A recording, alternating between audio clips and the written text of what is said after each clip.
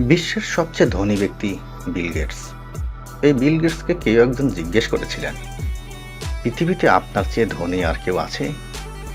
Bill Gates বলেছিলেন, হ্যাঁ, এমন একজন আছেন যিনি আমার চেয়েও ধনী। এরপর তিনি একটি গল্পের কথা বর্ণনা করলেন। এমন এক সময় ছিল যখন আমি ধনী কিংবা বিখ্যাত ছিলাম না।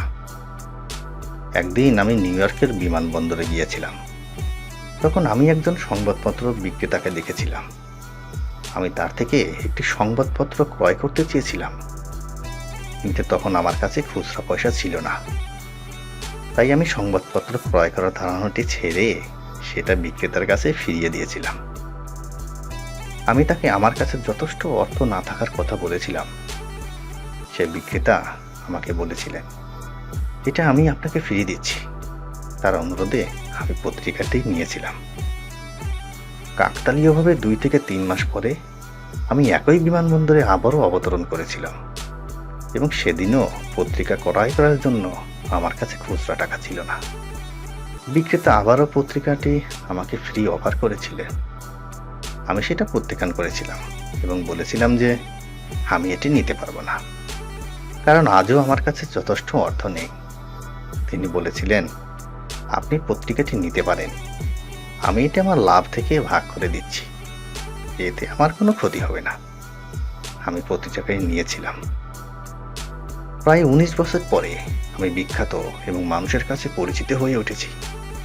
হঠাৎ করে সেই সংবাদপত্র বিক্রেতার কথা মনে পড়ল। আমি তার সন্ধান শুরু করি। প্রায় 1.5 মাস অনুসন্ধানের পরে আমি তাকে খুঁজে পেয়েছিলাম। আমি তাকে জিজ্ঞেস করেছিলাম, আপনি কি আমাকে চিনেন? তিনি বলেছিলেন, হ্যাঁ, আপনি বিল গেটস।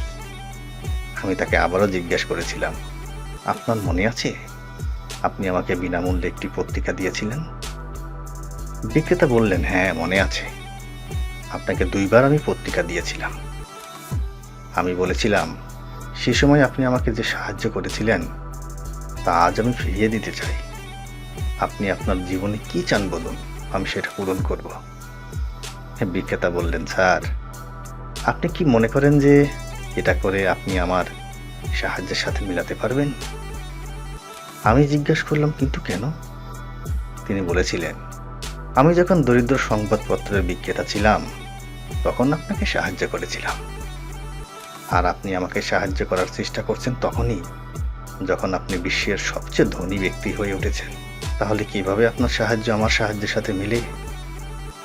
বিল গেটস বলেছিলেন, আমি সেদিন বুঝতে পেরেছিলাম যে সংবাদপত্রের বিক্রেতা আমার চেয়ে বেশি ধনী, কারণ তিনি কাউকে সাহায্য করার জন্য ধনী হওয়ার অপেক্ষা করেনি। আমাদের বুঝতে হবে যে সত্যিকারের ধনী ব্যক্তি হলো তারা যাদের প্রচুর অর্থের চেয়ে ধনী একটি মন আছে। দামি একটি মন থাকা প্রচুর অর্থের চেয়েও প্রয়োজনীয়।